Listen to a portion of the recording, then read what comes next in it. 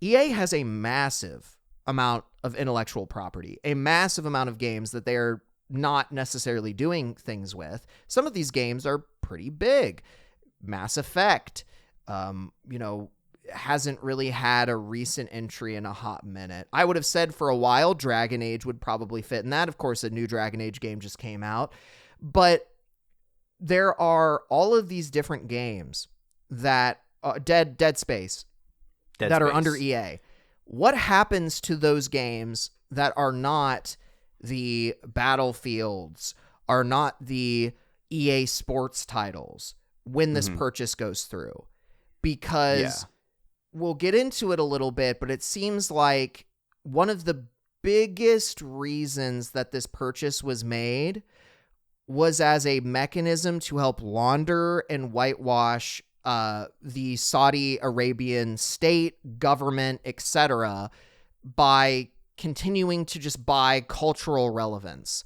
They've been doing this. You mentioned the comedians. They've been doing it with golf. They've been doing it with esports. They've been doing it in soccer. They're just throwing money at their image. And they don't necessarily care about profit, but I'm sure profitability, or at minimum scope, plays an important role in that. And what games have the biggest scope? It's the sports games.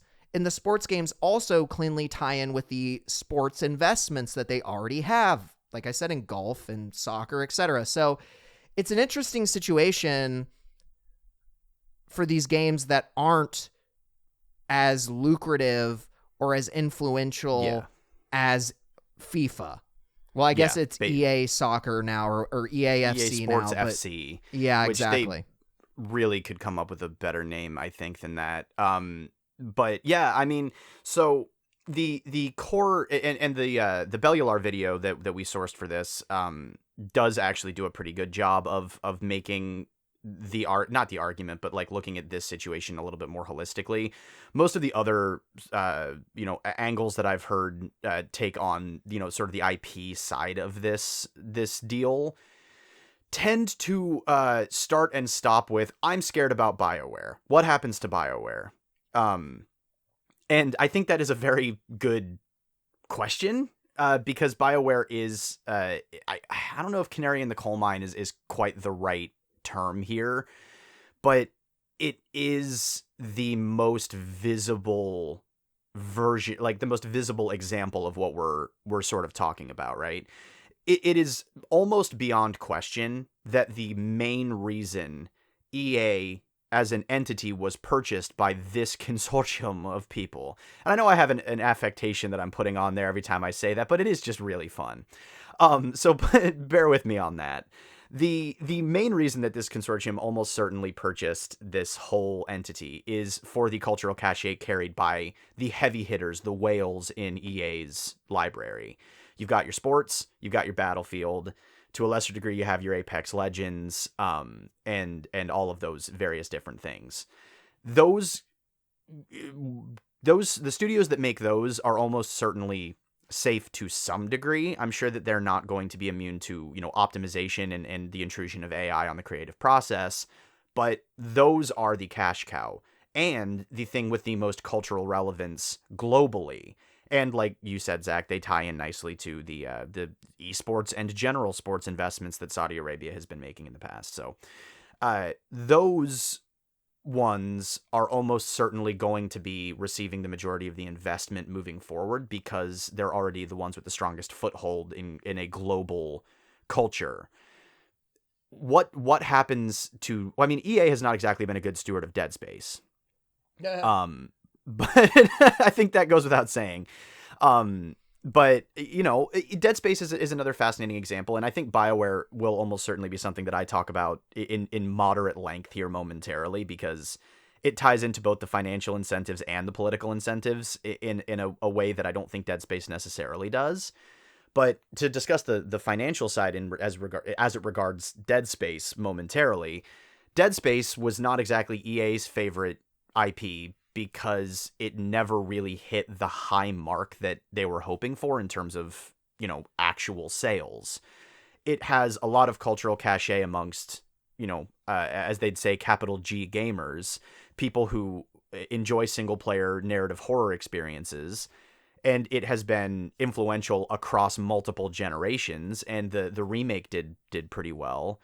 But though the series as a whole never really took off and went to the moon the way that the number crunchers were hoping. So that is a largely, to some degree, defunct franchise that they really only sort of reanimate the shambling corpse of in order to juice their profits with a comparatively inexpensive remaster remake, right? So what does the future of that IP look like? Is there a stronger potential for them to revive something with the name recognition among its core audience and people who are just aware of games in general? Or is that just too niche? What are they going to look at its performance, 2 generations ago when Dead Space 3 came out and use that as an indicator for whether or not it's worth pumping any money into to try and generate a new line of Dead Space games? The biggest problem that we're going to have here with predicting the future is, one, we're not good at reading tarot, and two, tarot doesn't work. We don't have any real inside knowledge, Aaron and I, surprise, into the Saudi investment fund, right? Like, we don't know where their mind is at. Because I could see the Bellular video even mention this, that if Saudi Arabia is basically trying to buy their way into the games industry, they're actively investing in like game dev education, trying to build stuff out in the actual country. So buying EA would obviously help with that to some degree, even though it'll remain headquartered in Washington. Or I believe Washington. Anyway, regardless, there's a few ways they could look at it, because if they touch things too much, there's the possibility that they piss off the larger gaming audience, which is already more prone to be critical of EA because of the whole meme, haha, EA bad kind of thing. Yeah. But at the same time, I don't know, I can almost see it going a few ways. Like, I think there is a world where they may try to foster these more artistic looking game projects in the hope of building good faith with gamers, I guess. And I could see that as being a potential option. The kind of cynical part of me, though, feels like they're going to look at things and be like, okay, what either makes a shit ton of money or has mass appeal? And we want to invest in that. Because I don't think that they're going to want to overly invest in very like niche kind of experiences that only touch a few people. You know what I mean? I feel like they're going to want to have as much impact, as many eyeballs. They're going to want to do it as big as possible. Because if you just look at any of the projects, any of the things that Saudi Arabia has ever done, it's never small, niche things. They're always trying to be like the center of attention. You know what I mean? Mm-hmm. So I think there's a couple ways that they could go about trying to launder their reputation and build goodwill with the larger gaming public, because let's be honest, the majority of gamers probably don't even know about all the horrific shit that Saudi Arabia does. At most, They might hate Saudi Arabia because they hate Muslims. Like, being real honest, that's probably the biggest reason that a lot of people don't like Saudi Arabia. Not for the legitimate bad things that they do, but because they're Muslims. So, like, it'll be interesting to see what happens here. And I think once we see the dust kind of settle, it'll be a little bit clear to make a guess about what happens with all the IPs. But I do think there is a world where they might foster BioWare as an attempt to kind of say, look, we're not changing anything. We're actually going to make BioWare better in some way. Yeah. So I should clarify and my questions in this sense are almost entirely going to be rhetorical, because there is no reality in which we can accurately, except for to, by just law of large numbers, throw as many guesses out there and hope that one of them ends up being the thing, and then we get to, claim our stuffed animal from the big prize wall. There's no fucking chance that we're going to actually know with any degree of certainty what this new private ownership is actually going to do, right? So again, I'm questioning mostly rhetorically. So yeah, I mean, I think in terms of trying to launder your public image, right? At that angle, let's say that the financial returns are less important to the consortium than the image laundering. Well, real right? quick, we should say the majority stakeholder in this deal is the PIF too. Yes. So they have the most kind of on the line monetarily. Anyway, sorry, just wanted to illustrate that as we're emphasizing Saudi Arabia so much. Like that's part of the reason why. Anyway, sorry. And it's also worth mentioning that Affinity Partners has long-reaching ties to the PIF. So this is far from the first time that Jared Kushner's money pile and Saudi Arabia have gotten together to work on little projects. That they're fairly established as being more than willing to work together on things like this. So yeah, let's hypotheticalize and say that an actual financial gain is of less importance to the goals here than the sort of social cachet, right? There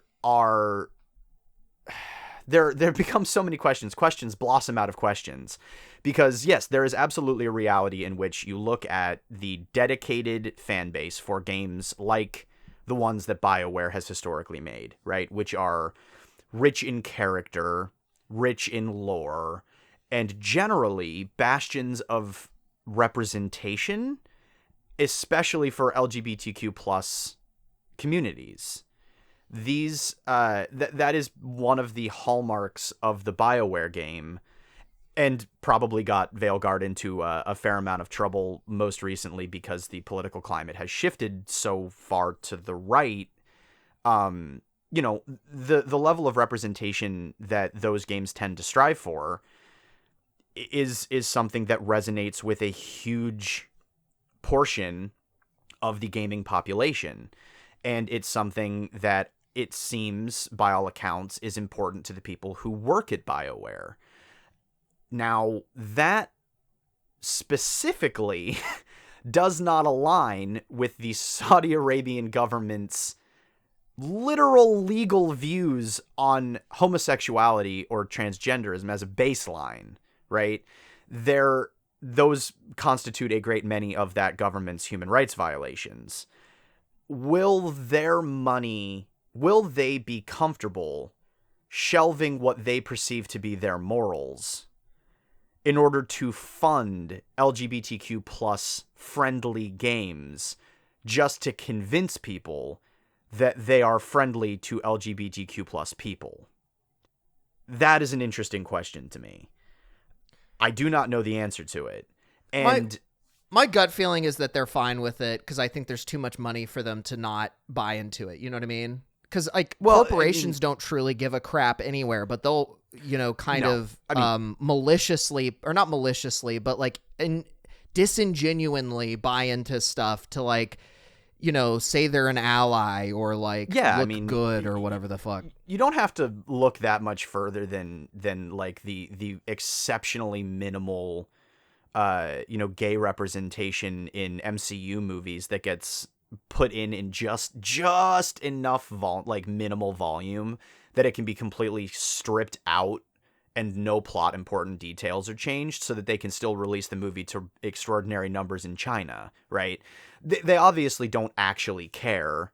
They're a corporation, right? But in this instance, at the very least, no American corporation, to the best of my knowledge, has the legal authority to sentence somebody to the death penalty or imprison them for life for engaging in a same-sex relationship. So, on the scale of severity, there are some differences, I think. And I don't disagree with you at face value, though, that they probably will. The intelligent thing to do in terms of laundering their image would be to embrace BioWare arguably more than any of the other artistic smaller studios making IPs, right? Because that is in such incredible opposition to what that government stands for in practice. The idea that their money could be going to still foster those communities would be a fairly compelling sales point for them to be like, see, we're not that bad. So in a kind of messy way, I hope that's what happens. But the cynical part of me thinks that there's almost no financial argument that comes out in BioWare's favor after the last 3 games BioWare made. Yeah, they haven't really been good stewards of their own IP, Well, which is typically what you see being the case with Blizzard, as an example. When it was originally purchased by Activision, part of the reason that it had so much leeway and freedom was because Bobby Kotick and Activision leadership thought Blizzard could be self-sufficient and continue to get them the numbers that they wanted. When that started to falter, which has been the case for BioWare for almost a decade, it feels like. Longer than even. Yeah, you do not get the same leniency. So yes, BioWare is associated with some truly beloved IPs, but they have not been very good stewards of their own IPs, even if it's not entirely their fault. Yeah. There's, we can't, unless we want this to be a 5-hour episode, we can't get into the entire storied history of BioWare, and specifically going back to the Veilguard episode, just how many hurdles that game had to overcome to be released in anything approximating a playable state. The fact that that game came out at all and is as coherent as it is 3/4 of a way to a miracle. And, a lot of the criticisms of that game are still justified, and, it doesn't live up to the highs of BioWare, narratively, and certainly not financially, right? So my argument is that I think if they want to make the problem disappear in terms of compromising their, draconian stance on human rights with, representational issues within a video game, they would have a financial motive to just shut that studio down, and no number crunchers could argue that that was an unsound business decision. Which, again, brings me back to the sort of balance between the financial side of this and the representational, sort of reputational side of it, where if they are truly willing to sort of sit on that 20 billion and eat the interest and not streamline BioWare out of the equation, then the smartest thing they could do would be to let that game, the game series, blossom and flourish and give them the time and the autonomy to make the games as good as they can possibly make them without live service interference or, being clamped down in terms of representation, right? That would go a long way towards buying goodwill. The question remains just whether or not that is going to be the avenue they take. But and again, I truly have no way of knowing which direction that particular, situation is going to go. You're truly overcomplicating this, Aaron. They just need to buy the IP for Date Anything or Dungeon Daddies or whatever it is. Right. And just make an incredibly gay 2D dating game. And then all of America will be like, wow, Saudi Arabia is so cool. Sure, they had mutilated and murdered a journalist and then cut him up into little chunks, but look how cool this game is. I'm joking. I don't even think that the LGBT community would do that, but it would be really funny if they made a very flamboyantly gay game. It would be pretty good. Breaking news: Saudi Arabian Public Investment Fund acquires YouTube channel Game Grumps and Associated Studio for IP rights to Dream Daddy. Fuck yeah. The dad dating simulator. It's coming. I'm telling you, it's only it's a gonna matter happen. of time. Yeah, I mean, there are certainly a lot of. I mean, you're. I mean, farcical as it is, that is essentially what they'd be doing, though, right? Like at its core, that is what they'd be doing. And again, that brings up a whole that we absolutely will not get into, but it does bring up sort of like a philosophical quandary in the idea that if this money is going to fund things that have a net positive effect for representation, but the money is provided by people who criminally punish that representation under their own regime, where does that land morally? Right. But, we obviously aren't going to dig into that, quandary, in any meaningful way here, because we simply do not have time to do so. But yeah, I mean, I think the BioWare angle is the best sort of comprehensive, holistic, it's a microcosm of the larger issue, going on here. But yeah, I mean, I don't have a ton more to say on that, I guess. I mean, I do, but within the purview of this conversation, in the interest of keeping it moving, I think that sort of illustrates the balancing act that we're going to see unfold here over the next handful of years. Yeah, I think the final thing that I would say on this specific portion of the conversation before getting into the discussion of IP sale before the end of this episode, I think that we're going, apparently analysts have been suggesting, this comes from a New York Times article, that EA is looking at trying to move away from premium priced games because they think that those games are in decline, and move towards games like Fortnite, free-to-play games. You can all say it with me, live service games. I think that is a hilarious mistake. I am not reading the market like it needs more live service games. If anything, I think that it needs less. Now, that being said, I do think that there have been some suggestions that they might try and move some of their PC console IPs onto mobile. So if that is true, then we're probably going to be looking at IPs that easily transition over to a mobile free-to-play format, and those will have some value. Can Mass Effect and Dragon Age do that? I don't know, maybe. We'll just have to see. But that's kind of the last thing that I wanted to mention, because there were some articles that there was a New York Times article specifically that was talking about how analysts felt that was the direction that EA would be going into.